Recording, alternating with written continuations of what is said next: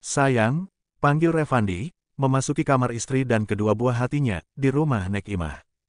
Malika langsung membeku mendengar suara sang suami, walau dia sudah tahu suaminya akan datang, namun tetap saja dia masih sedikit takut dengan Revandi. Dia masih kecewa, namun bagaimanapun dia juga tidak tega melihat sang suami yang sampai seperti orang tidak terurus. Dia juga tidak ingin egois. Anak-anaknya butuh sosok seorang ayah dalam hidup mereka. Malika menatap suaminya dengan tatapan yang sulit diartikan. Revandi berjalan ke arah sang istri. Tumpah sudah air mata Revandi melihat istri dan kedua anak yang dia rindukan itu.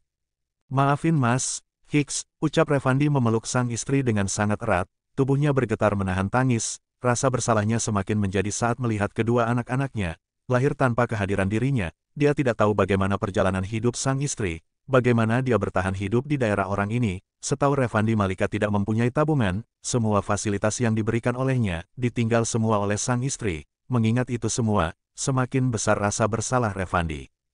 "Ngapain Mas kesini?" Tentu saja pertanyaan yang Malika ucapkan membuat hatinya sakit, sebegitu tidak diharapkan lagi kehadirannya oleh sang istri, sungguh hati Revandi perih mendengar ucapan Malika itu. "Maafin Mas sayang, maafin Mas yang sangat banyak membuat kesalahan kepadamu, maafin Mas sayang, pulang ya, Mas janji tidak akan berbuat kesalahan lagi," mohon Revandi dengan mata sendunya. "Buat apa aku pulang, untuk kalian sakiti lagi, untuk kalian abaikan. Untuk kalian jadikan pelampiasan kesalahan yang tidak pernah aku buat. Buat apa aku kembali, aku hanya ingin tinggal di sini. Di mana aku dihargai oleh mereka yang bukan keluargaku. Di sini, di tempat asing ini, di tempat orang-orang baru yang aku kenal ini. Aku merasa dihargai, sesibuk apapun mereka selalu ada waktu untukku. Di sini ini aku sudah nyaman, dan tidak ingin kembali lagi. Bukankah Mas sudah bisa berjalan, dan sudah bisa mencari wanita yang sepadan dengan Mas, apalah aku hanya gadis yatim piatu, dinikahi juga karena aku dibeli bukan karena cinta, makanya Mas bisa memperlakukan aku seenak jidat Mas, pergilah aku tidak butuh Mas, dan aku juga tidak melarang Mas untuk menemui mereka, walau bagaimanapun, anak-anakku, juga anak Mas, Mas boleh menemui mereka kapanpun Mas mau, dan Mas juga boleh menikah dengan wanita yang Mas cintai, tapi ceraikan aku dulu, ujar Malika, dengan penuh kesakitan di hatinya. Revandi menggeleng sangat kuat, sungguh sangat sakit hati Revandi mendengar semua keluhan sang istri. Revandi tidak akan pernah menceraikan wanita yang berstatus istri dan juga ibu dari anak-anaknya itu. Dia tidak akan pernah mau bercerai dengan perempuan itu, wanita yang telah dengan setia, dan dengan tulus mencintainya, merawat dia saat sakit, yang tidak pernah neko-neko, tentu saja dia tidak akan pernah melepaskan wanita itu, untuk laki-laki lain. Dia tahu banyak kesalahan yang dia perbuat kepada sang istri. Dia berjanji akan berubah dan tidak akan mengulangi kesalahan lagi kepada sang istri. Cukup sekali dia kehilangan istrinya itu, tidak untuk kedua kalinya, dan Revandi akan ikut dimanapun sang istri tinggal. Kini dia tidak peduli lagi dengan semua pekerjaannya itu, dia tidak peduli, cukup sudah dia melakukan kesalahan, jika istrinya nyaman di desa ini, dengan senang hati dia akan tinggal di sini. Sementara di luar sana, semua keluarga Malika dan juga mertuanya menahan sesak mendengar ucapan Malika tersebut. Sungguh kesalahan mereka membuat gadis nan lembut itu berubah menjadi orang asing dan tidak memandang keberadaan mereka. "Bagaimana? Bagus bukan perbuatan kalian, membuat gadis manis dan berhati lembut itu jadi berhati sekeras batu dan tidak ingin kembali ke rumah orang tuanya kah? Kalian berhasil merubahnya, selamat untuk kalian," sinis Tama, memandang abangnya, namun kata-kata tersebut tentu saja dia tujukan untuk ke semua orang yang ada di sana, termasuk mamanya, bukan karena Tama tidak hormat kepada orang tua dan kakaknya, cuma rasa kesalnya lebih banyak. Dulu, saat Malika belum ditemukan, mereka kalang kabut mencari keberadaan sang adik, dan mamanya sampai sakit-sakitan, namun setelah mereka temukan, setelah mereka sanjung, mereka puji, dibuat melayang ke langit ketujuh, lalu mereka hempaskan sampai dasar bumi, tanpa perasaan, membuat adiknya yang sudah tidak pernah mendapatkan kasih sayang selama ini, dan dibuat menderita oleh keluarga angkatnya, setelah bertemu dengan keluarga kandungnya, malah dikasih kesakitan yang tidak kalah pedihnya. "Dek," ujar Tommy, "apa? Mau minta maaf? Bukankah aku kalian minta maaf, dan maaf kalian mungkin sudah terlambat, kalian dengarkan, bagaimana dia, sudah tidak ingin pulang ke rumah peninggalan orang tuanya, malah memilih di tempat yang sama sekali asing baginya, namun dia nyaman di sini," turun Tama dengan sinis. Ucapan Tama itu berhasil menohok semua hati orang-orang di sana, sungguh perbuatan mereka membuat Tama murka. "Nak," Nek Imah langsung memegang tangan Tama, dan menggeleng, agar Tama tidak bicara yang membuat orang sakit hati lagi. Biar Nek, biar mereka tahu bagaimana rasa hati dilukai. Agar suatu saat nanti, tidak akan berlaku seperti itu lagi.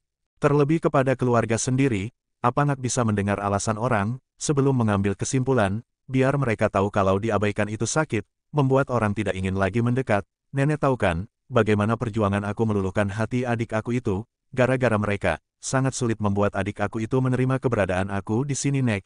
Aku harus ngumpet-ngumpet memberikan makanan agar dia tidak tahu. Seandainya dia tahu aku yang memberikannya akan dia buang. Sakit Nek. Sakit, melihat adik yang aku sayangi menderita dan trauma, mereka tidak tahu itu Hicks, ujar Tama meraung mengingat saat-saat dia mendekati sang adik. Sudah Nak, sudah, semua sudah lewat, jangan diingat lagi, yang penting Malika sekarang sudah kembali percaya sama kamu kan, jadi nenek mohon tolong kamu jaga dia, jangan sampai kamu berbuat sama dengan yang lain lakukan, cukup sudah dia merasakan penderitaan Nak, tutur Nek Imah. Itu pasti Nek, aku akan selalu berada di sisinya, aku tidak akan ingin jauh darinya, agar aku bisa melindungi adikku itu, ujar Tama. Mereka yang mendengar keluh kesah Malika dan ucapan tajam Tama itu, semakin merasa bersalah, mereka tidak tahu harus berbuat apa. Begitu kesakitan orang yang mereka cintai itu, tidak hanya keluarga Tama saja yang merasa bersalah, mertuanya pun ikut merasa bersalah, niat hati ingin melindungi menantu dan anaknya itu, malah membuat sang menantu semakin terluka. Andai tahu akan seperti ini, mereka tidak akan membiarkan Revandi dan Malika keluar dari rumah mereka, dan akan mencari cara lain untuk meniadarkan anak mereka yang lain. Namun apalah daya, nasi sudah menjadi bubur. Sayang, panggil Revandi dengan sendu, melihat kepada sang istri, yang dari tadi diam saja, tanpa banyak bicara, dipanggil baru ngomong, terus diam lagi. Sakit sungguh sakit hati Revandi melihat perubahan sang istri, yang dulunya selalu ingin manja sama dia, menceritakan berbagai banyak hal, kini istrinya lebih banyak diam, begini ya rasanya dicuekin, gumam Revandi menatap sang istri. Pergilah keluar, abang mau mimik, ujar Malika tanpa menoleh ke arahnya. Kenapa? Mimik aja, mas kan suami kamu, ujar Revandi dengan perasaan sedih, begitu bencinya ke istrinya itu kepada dirinya dan yang lain. Sama sekali Malika tidak mau keluar dari kamar tidurnya dan si kembar pun tidak dia izinkan keluar dari kamar itu. Malika hanya menatap Revandi sebentar, dan kembali menatap ke arah sang putra yang sudah merengek kehausan. Mau tidak Malika meneteki sang buah hati di dekat sang suami, namun dia memilih duduk menyamping, dengan bibir yang mencibik kesal. Glek, sial, gumam Revandi mulai membuat dia tegang deh, gumam Malika dengan tertawa puas dalam hatinya. Mas, keluar sebentar ya, ujar Revandi pada akhirnya, yang tidak kuat melihat pemandangan itu, dan ruangan tersebut seketika menjadi panas. Sahut Malika, dan tersenyum simpul saat Revandi sudah keluar, dia tahu suaminya itu keluar kamar, karena tidak tahan melihat sumber kehidupan sang buah hati. Mana Malika, kok nggak keluar? Tanya Tante Tania, yang sudah tidak sabar bertemu dengan keponakannya itu, rasa bersalahnya semakin besar, karena keponakannya tidak mau menemui dirinya. Dia nggak mau keluar Tan, keluh Revandi. Sabar, jangan paksa dia untuk menerima kedatangan kalian, Nak Tama saja butuh perjuangan lama untuk Malika terima, apalagi kalian yang benar-benar menggores luka di hatinya, masih mending kalian diizinkan masuk ke dalam rumah ini, Tama dulu diusir dari rumah ini, tutur Nek Imah. Ucapan Nek Imah langsung membungkam mulut orang-orang tersebut.